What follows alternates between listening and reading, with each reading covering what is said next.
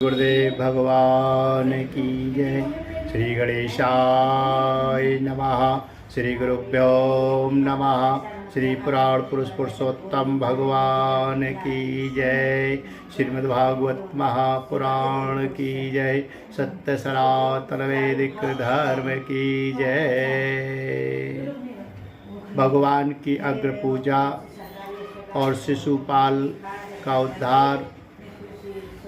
श्री सुखदेव जी कहते हैं, परीक्षित, धर्मराज युधिष्ठिर जरासंध का वध और सर्वशक्तिमान भगवान श्री कृष्ण की अद्भुत महिमा सुनकर बहुत प्रसन्न हुए और उनसे बोले, धर्मराज युधिष्ठिर ने कहा, सच्चिदानंद स्वरूप श्री कृष्ण त्रिलोकी के स्वामी ब्रह्मा शंकर आदि और इंद्रादि लोकपाल सब आपकी आज्ञा पाने के लिए तरसते रहते हैं और यदि वह मिल जाती है तो बड़ी श्रद्धा से उसको श्रीउद्धार करते हैं। अनंत हम लोग हैं तो अत्यंत दीन, परंतु मानते हैं अपने को भूपति और नरपति। ऐसी स्थिति में तो हम दंड के पात्र, परंतु आप हमारी आज्ञा स्वीकार करते हैं और उसका पालन करते हैं। सर्वशक्तिमान कमल नयन भगवान के लिए यह मनुष्य लीला का अभिनय मात्र है। जैसे उदय अथवा अस्त के समय साक्षी अस्त के कारण सूर्य के तेज में घटती या बढ़ती नहीं होती, वैसे ही किसी भी प्रकार के कर्मों से ना तो आपका उल्लास होता है और ना तो हास्य ही, क्योंकि आप सजातीय विजातीय और स्वगत भेद से रहित स्वयं पर ब्रह्म परमात्मा है। किसी से पराजित ना होने वाले माधव, ये मैं हूँ और ये मेरा है तथा ये तू है और ये तेरा। इस प्रकार की विकार युक्त भेद बुद्धि तो पशुओं की होती है। जो आपके अनन्य भक्त है उनके चित्त में ऐसे पागलपन के विचार कभी नहीं आते। फिर आप में तो होंगे ही कहाँ से, इसलिए आप जो कुछ कर रहे हैं वे लीला ही लीला है। श्री सुखदेव जी कहते हैं, परीक्षित, इस प्रकार कहकर धर्मराज युधिष्ठिर ने भगवान श्री कृष्ण की अनुमति से यज्ञ के योग समय आने पर यज्ञ के कर्मों में निपुण वेदवादी ब्राह्मणों को ऋत्विज आचार आदि के रूप में वर्ण किया है। उनके नाम ये है, श्री कृष्ण द्वैपायन, व्यासदेव, भरद्वाज, सुमंतु, गौतम, असित, वशिष्ठ, च्यवन, कंब, मैत्रेय, कवच, तृत, विश्वामित्र, वामदेव, सुमति, जैमिनी, क्रतु, पेल, पराशर, गर, वैशंपायन, अथर्वा, कश्यप, सौम, परशुराम, शुक्राचार्य, आसुरी, पीतिहोत्र, मधुचंदा, वीरसेन और अकृत व्रण। इनके अतिरिक्त धर्मराज ने द्रोणाचार्य, भीष्म पितामह, कृपाचार्य, धृतराष्ट्र और उनके दुर्योधन आदि पुत्रों और महामती विदुर आदि को भी बुलवाया। राजन, राजसूय यज्ञ का दर्शन करने के लिए देश के सब राजा, उनके मंत्री तथा कर्मचारी, ब्राह्मण, क्षत्रिय, वैश्य, शूद्र सब के सब वहाँ आए। इसके बाद ऋत्विज ब्राह्मणों ने सोने के हलों से यज्ञ भूमि को जितवा कर राजा युधिष्ठिर को शास्त्रानुसार यज्ञ की दीक्षा दी है। प्राचीन काल में जैसे वरुण देव के यज्ञ में सब के सब यज्ञ पात्र सोने के बने हुए थे, वैसे युधिष्ठिर के यज्ञ में भी थे। पांडुनंदन महाराज युधिष्ठिर के यज्ञ में निमंत्रण पाकर ब्रह्मा जी, शंकर जी, इंद्रादि लोकपाल अपने गणों के साथ सिद्ध और गंधर्व, विद्याधर, नाग, मुनि, यक्ष, राक्षस, पक्षी, किन्नर, चारुण, बड़े बड़े राजा और रानियां, ये सभी उपस्थित हुए। सबने बिना किसी प्रकार के कौतूहल के ये बात मान ली कि राजसूय यज्ञ करना युधिष्ठिर के योग्य ही है, क्योंकि भगवान श्री कृष्ण के भक्त के लिए ऐसा करना कोई बहुत बड़ी बात नहीं है। उस समय देवताओं के समान तेजस्वी याजकों ने धर्मराज युधिष्ठिर से विधि पूर्वक राजसूय यज्ञ कराया। ठीक वैसे ही जैसे पूर्व काल में देवताओं ने वरुण से करवाया था। सोमलता से रस निकालने के दिन महाराज युधिष्ठिर ने अपने परम भाग्यवान याचकों और यज्ञ कर्म की भूल चूक का निरीक्षण करने वाले सदस्य पतियों का बड़ी सावधानी से विधिपूर्वक पूजन किया। अब सभासद लोग इस विषय पर विचार करने लगे कि सदस्यों में सबसे पहले किसकी पूजा अग्र पूजा होनी चाहिए। जितनी मति उतने मत, इसलिए सर्वसम्मति से कोई निर्णय ना हो सका। ऐसी स्थिति में सहदेव ने कहा, यदुवंश शिरोमणि भक्त वत्सल भगवान श्री कृष्ण ही सदस्यों में सर्वश्रेष्ठ और अग्र पूजा के पात्र है, क्योंकि यही समस्त देवताओं के रूप में है और देश काल धन आदि जितनी भी वस्तु है उन सब के रूप में भी यही है। ये सारा विश्व श्री कृष्ण का ही रूप है, समस्त यज्ञ भी श्री कृष्ण स्वरूप ही है। भगवान श्री कृष्ण ही अग्नि आहुति और मंत्रों के रूप में है। ज्ञान मार्ग और कर्म मार्ग ये दोनों ही श्री कृष्ण की प्राप्ति के हेतु है। सभासदों में कहाँ तक वर्णन करो। भगवान श्री कृष्ण वह एक रस अद्वितीय ब्रह्म है, जिसमें सजातीय विजातीय और स्वगत भेद नाम मात्र का भी हो नहीं है। ये संपूर्ण जगत उन्हीं का स्वरूप है।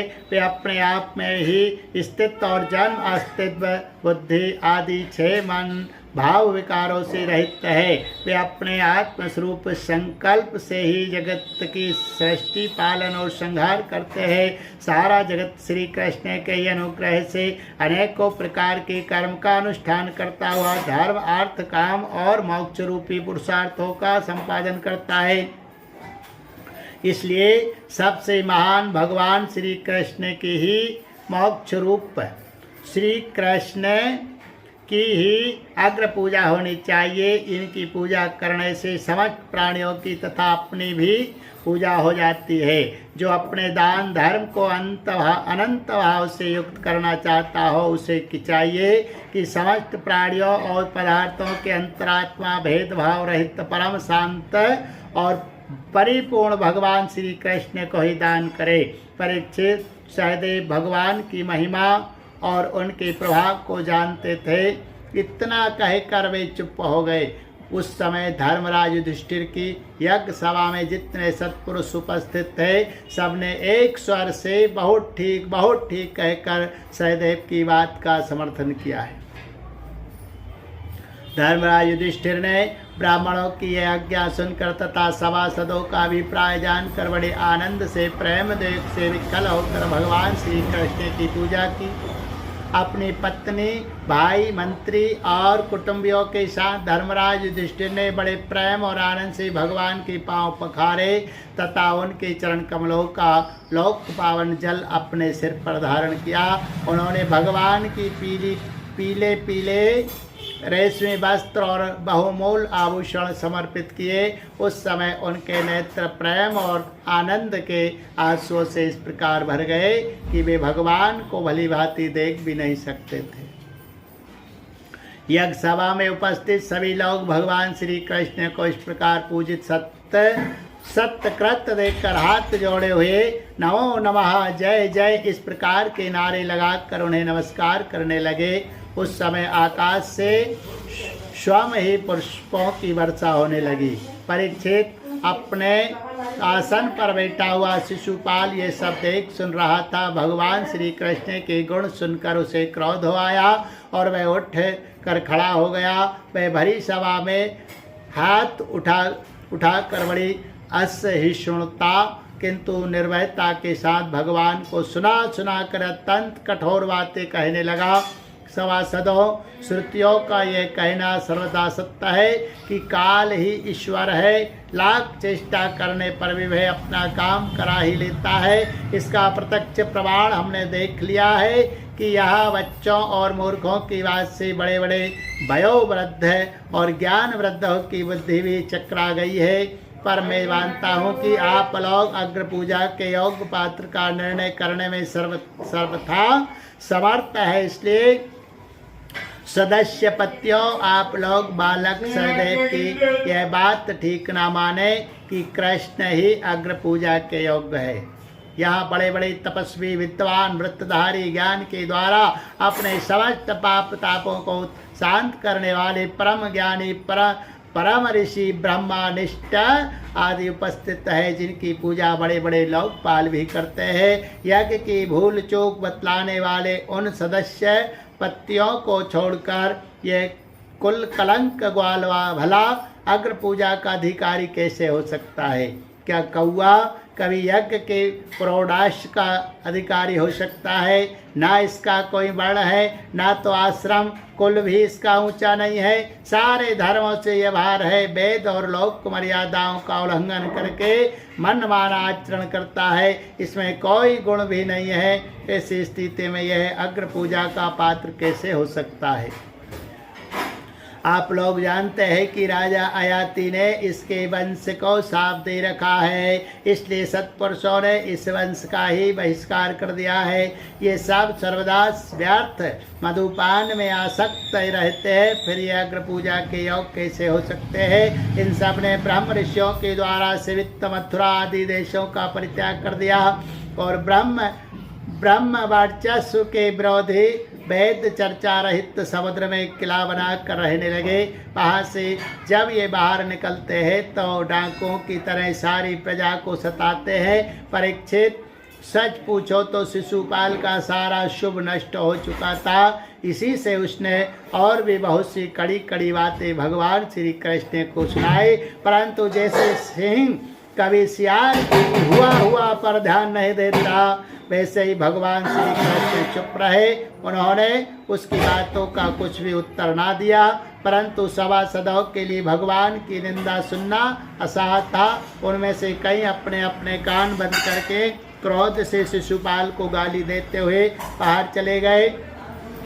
परीक्षित, जो भगवान की या भगवत पारायण भक्तों की निंदा सुनकर वहाँ से हट नहीं जाता, वह अपने शुभ कर्मों से चैत्य हो जाता है और उसको उसकी अधोगति होती है। परीक्षित, अब शिशुपाल को मार डालने के लिए पांडव, मत्स्य केकय और संजयवंशी नरपति क्रोधित होकर हाथों में हथियार ले उठ खड़े हुए, परंतु शिशुपाल को इससे कोई घबराहट न हुई।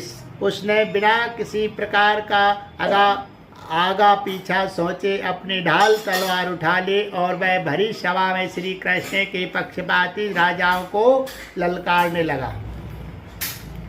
उन लोगों को लड़ते झगड़ते देख भगवान श्री कृष्ण उठ खड़े हुए। उन्होंने अपने पक्षपाती राजाओं को शांत किया और स्वयं क्रोध करके अपने ऊपर झपटते हुए शिशुपाल का सिर छुरे के सवा तीखी धार वाले चक्र से काट लिया। शिशुपाल के मारे जाने पर वहाँ बड़ा कोलाहल मच गया। उसके अनुयायी नरपति अपने अपने प्राण बचाने के लिए वहाँ से भाग खड़े हुए। जैसे आकाश से गिरा हुआ लूक धरती में समा जाता है, वैसे ही सब प्राणियों के देखते देखते शिशुपाल के शरीर से एक ज्योति निकलकर भगवान श्री कृष्ण में समा गई। परीक्षित, शिशुपाल के अंतःकरण में लगातार 3 जन्म से बैरभाव की अभिवृद्धि हो रही थी और इस प्रकार बैरभाव से ही सही ध्यान करते करते वह तन्मय हो गया, पार्षद हो गया। सच्चा है, मृत्यु के बाद होने वाली गति में भाव ही कारण है। शिशुपाल की सदगति होने के बाद चक्रवर्ती धर्मराज युधिष्ठिर ने सदस्यों और ऋत्विजों को पुष्कल दक्षिणादि तथा सबका सत्कार करके विधि पूर्वक यज्ञांत स्नान अब व्रत स्नान किया। परीक्षित, इस प्रकार योगेश्वरों के ईश्वर भगवान श्री कृष्ण ने धर्मराज युधिष्ठिर का राष्ट्र यज्ञ पूर्ण किया और अपने सगे संबंधी और सुहृदों की प्रार्थना से कुछ महीनों तक वहीं रहे। इसके बाद राजा युधिष्ठिर की इच्छा न होने पर भी सर्वशक्तिमान भगवान श्री कृष्ण ने उनसे अनुमति ले ली और वहीं अपनी रानियों तथा मंत्रियों के साथ इंद्रप्रस्थ से द्वारकापुरी की यात्रा की। परीक्षित, मैं यह उपाख्यान तुम्हें बहुत विस्तार से 7वें स्कंद में सुना चुका हूँ कि वैकुंठवासी जय और विजय को छनकादि ऋषियों के शाप से बार बार जन्म लेना पड़ा था। महाराज युधिष्ठिर राष्ट्र यज्ञ का यज्ञांत स्नान करके ब्राह्मण और क्षत्रियों की सभा में देवराज इंद्र के समान शोभायमान होने लगे। राजा युधिष्ठिर ने देवता, मनुष्य और आकाशचारियों का यथायोग सत्कार किया तथा वे भगवान श्री कृष्ण एवं राजसूय यज्ञ की प्रशंसा करते हुए बड़े आनंद से अपने अपने लोक को चले गए। परीक्षित, सब तो सुखी हुए, परंतु दुर्योधन ने पांडवों की यह उज्ज्वल राज्य लक्ष्मी का उत्कर्ष न हुआ, क्योंकि वह स्वभाव से पापी, कलह प्रेमी और गुरुकुल का नाश करने के लिए एक महान रोग था। परीक्षित, जो पुरुष भगवान श्री कृष्ण की इस लीला का शिशुपालवध, जरासंधवध, बंदी राजाओं की मुक्ति और यज्ञानुष्ठान की कीर्तन करेगा वह समस्त पापों से छूट जाएगा। और ये गोविंद गोपाल कृष्ण भगवान की जय। पुराण पुरुष पुरुषोत्तम भगवान की जय। सत्य सनातन वैदिक धर्म की जय।